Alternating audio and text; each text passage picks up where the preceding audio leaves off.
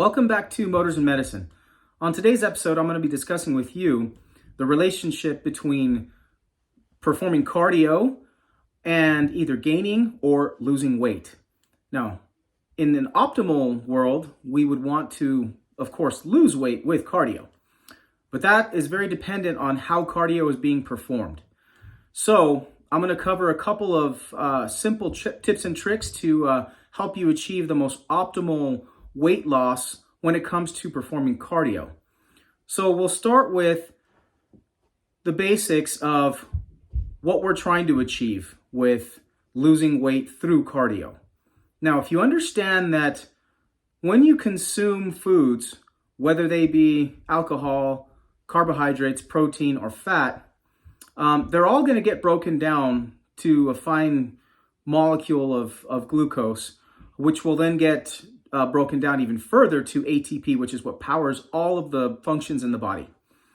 However, there is a relationship between performing cardio the right way and the wrong way to losing weight.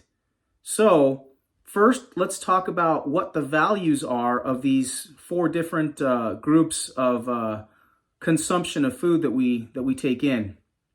The first being fat. So fat is something that is found in our diets, and it has a value of 9 calories per gram. And I think I've discussed that in a previous video.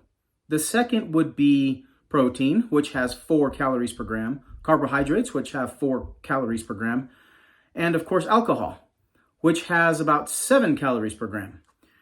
Now the reality is that all of these sources of energy, like I said, will get broken down, but they end up being stored because our bodies can only process so much sugar. And of course, that depends on how active we are. And when we're processing that sugar, a lot of it has to get stored. First, the sugar gets stored in the form of glycogen in the liver and the muscles. And then any surplus beyond that gets stored as fat. And that's just the way our bodies are made. So this is where cardio comes in. People get an idea that they're wanting to lose weight, and one of those methods is to start doing exercise. And cardio is just one of those methods that can help you achieve that goal. However, if cardio is not performed with the right process, or in the right intensity, I should say, you can actually cause yourself to either stay the same or possibly gain weight. We're going to talk about that. Now, when it comes to performing cardio, whether it be outdoors in a gym, otherwise, it doesn't really matter. It doesn't matter what form of cardio you're going to be doing. You really need to be achieving a certain level of resistance and or intensity to get your heart rate to a certain level. And what level is that? Well, typically we in the health industry will call this the target heart rate. And if people are not aware of the target heart rate, it's real simple to achieve. You simply just take your age and you subtract it from a number. It's an arbitrary number that was come up in the, through calculations and algorithms. It's 220. So you take 220, you subtract your age from that. That's going to give you what your optimal target heart rate is for most exercises and for most fuel burning procedures that you're going to be doing. Now, to burn fat, you really need to be at least 85% of that target heart rate. So I'll give you my personal example. So I'm 46. If you take that from 220, you end up with 174. And so my optimal target heart rate is 174. 85% of that is about 150. So I need to achieve a target heart rate of 150 to burn fat. Okay. Now, if you're not reaching that particular target heart rate, if you're above it, like say at your max target heart rate, which is 174 for me, that's where I'm going to be burning calories. Burning fat and burning calories are not exactly the same thing.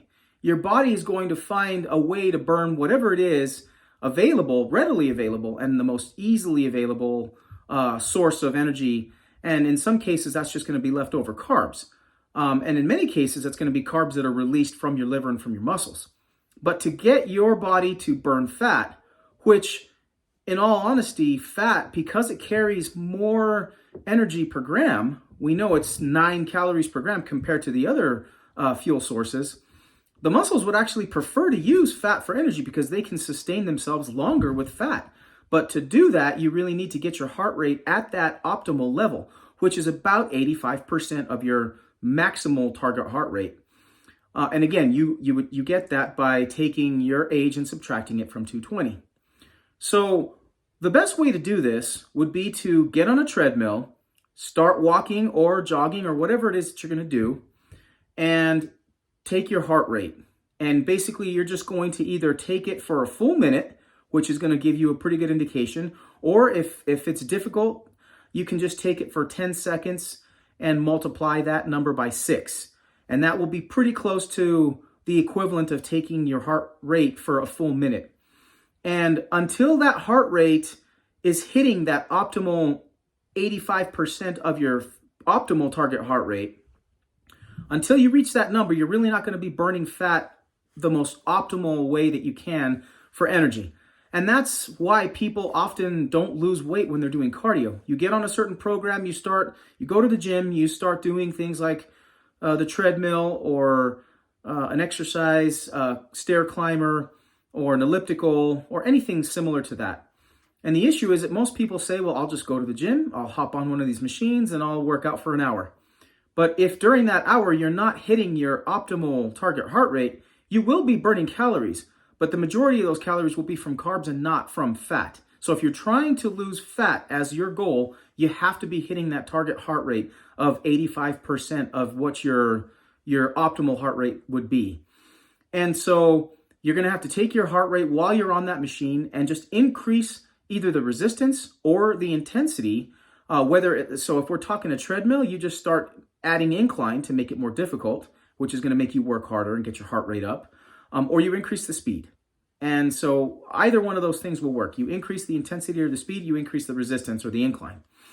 And if you do that, and once you measure your heart rate, either by counting your heart rate for a full minute, which is probably the most accurate way, or you do the trick and you just take it for 10 seconds, multiply it by 6. You just want to be getting as close to that optimal heart rate as you can. Once you achieve that optimal heart rate, you will then start to burn fat optimally for energy. And that will get you the most optimal results when it comes to losing weight overall, and of course, utilizing fat for energy over any other energy source that you have stored in your body.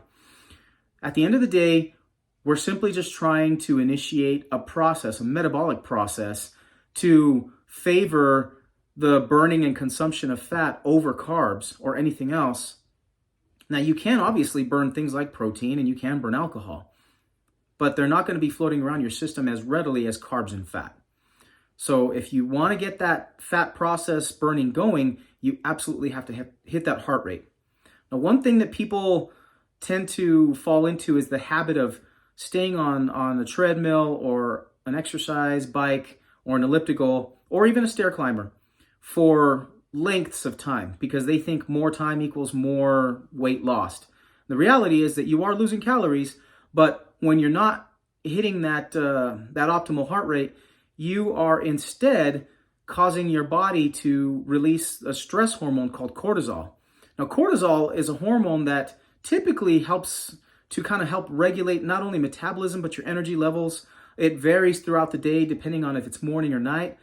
But cortisol is activated by a certain stress. And if you're doing a really prolonged cardio event, like over an hour, then cortisol will be stimulated and you will release it. And it's going to tell your body to hold on to as many calories as possible because your body thinks that you're going into some type of starvation mode because you're exercising so long and it wants to conserve energy. The body is an incredible machine. It's very efficient. And the only way that you're going to avoid that from happening is just reaching that target heart rate. And you're going to have to do that for a shorter period of time. So working out for an hour or more at a steady state where you're not at optimal heart rate is just going to release more and more cortisol, which is going to cause you to actually retain weight or even potentially gain weight. You'll end up netting gains instead of losing them. And this is not optimal for any type of fitness program. So try not to let yourself get into those habits where you're working out for hours on end on a cardio machine and you're just not seeing results. The reason for that is because you're staying on the machine too long. You're not reaching a level of intensity or resistance that is causing your heart rate to become optimal for fat burning, and therefore you're just not going to lose a lot of weight. You'll burn calories, that's for sure. But the thing is that the minute you get off that machine and you go and replenish those calories, you're right back where you started, which is why you, over a course of time, you don't end up netting any weight loss. So just to summarize, the best way to lose weight, or I should say to lose fat weight, would be to get your target heart rate, figure out what that is, take your age, subtract it from 220, and then exercise at a rate of 85% of that target heart rate to optimally burn fat. And if you can hit that target heart rate every single time you exercise, you will burn far more fat and end up losing more weight that way. So, and at the end of the day, if you're cognizant of this, then you're going to end up with the results that you've been wanting, instead of being disappointed after several weeks pass or even several months pass and you're just not hitting that goal. So hopefully this information was a little helpful for you. It's not difficult at all. It's pretty easy to figure out. And then once you do that, you can hit all of your goals when it comes to trying to bring yourself into a more overall wellness mindset, as well as just your body just having more energy. And so we just want to focus on remembering those key facts right there. Just keep track of what your heart rate is every time you exercise, no matter what that exercise is. And if you are always exercising at the most optimal heart rate, you will burn more fat, you will lose more weight, and you'll have better results. So hopefully this information was helpful. Like always, please like and subscribe. That will help the channel grow. And of course, on the next video, we're going to get back into the cars. I think I've got a couple of things cooking. We're going to be focusing on the Mustang for the next couple of videos. And then from there, I'm going to be trying to focus on upcoming events like SEMA and a trip I'm going to be taking out to Moab to do some off-roading in the Bronco. So hopefully you guys will join me for those events and those videos. But until next time, this is Motors and Medicine signing off. Thanks.